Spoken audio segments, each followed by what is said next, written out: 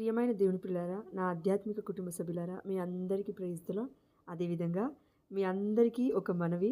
ఈరోజు దేవుడి కృప చేత మరో సంవత్సరము పుట్టినరోజు జరుపుకుంటున్న నా భర్త విద్యాసాగర్ కోసం మీరందరూ ప్రేమతో ప్రార్థించండి.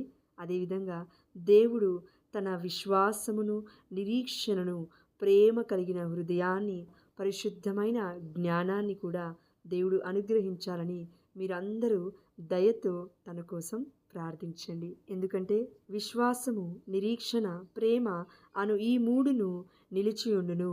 వీనిలో శ్రేష్టమైనది ప్రేమ అని కొరింథీ 13వ అధ్యాయము 13వ వచనము తెలుపుతున్నది. అదేవిధముగా ఎఫెసీ 5:22లో భార్యలారా ప్రభువునకు విధేయులైనట్లే మీ భర్తలకును విధేయులై ఉండుడు. భర్తకు భార్యపై గల అధికారము క్రీస్తుకు స్త్రీసభపై గల అధికారం